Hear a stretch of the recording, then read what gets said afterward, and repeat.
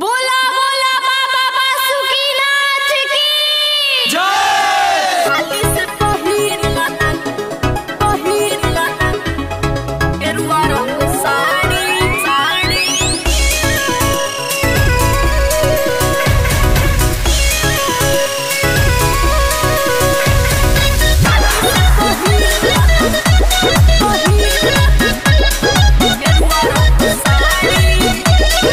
हर साल गावे बन चलवा चढ़ैले देव घर जाइब असोचित बानी कइले।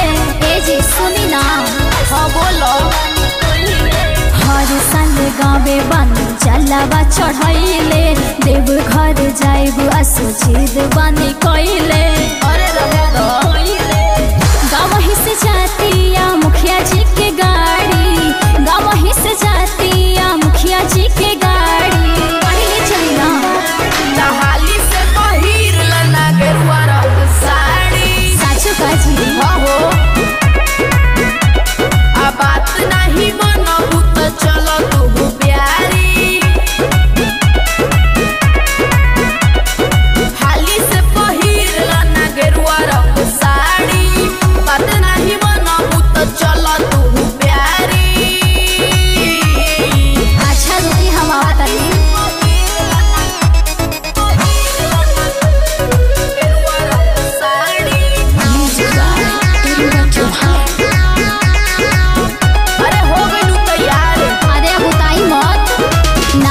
तैयारी में टाइम लागी, हमारा के छोड़ी ना अकेले भागी।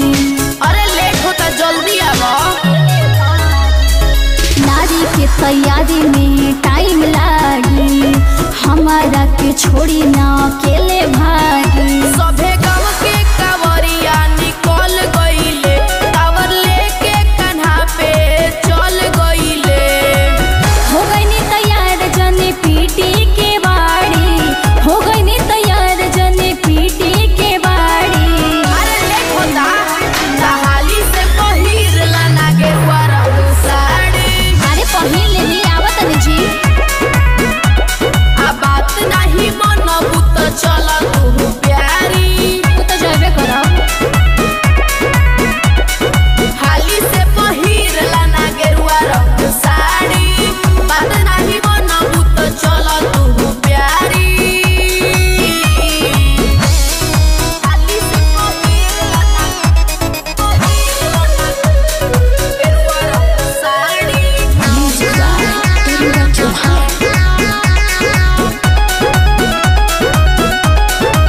ए जी नंदकिशोर विशाल भी चली है साथे। अच्छा। हमारे कमर ले ली अपने हाथे।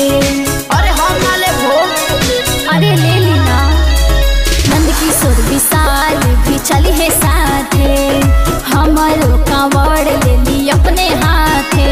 हम कइलू तू घर से निकले में, जरे लागी गोड़ रानी चले में।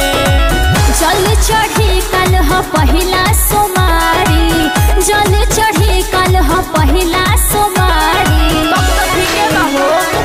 हाली से पहिर लाना गेरुआ रंग साड़ी। भाई लौकत देखे का। आ बात नहीं मनबू तो चल तू प्यारी। अरे जल्दी से चली। हाली से पहिर लाना गेरुआ रंग साड़ी। बात नहीं मनबू तो चल तू प्यारी। अरे सुनाई मत, चली लेट होता।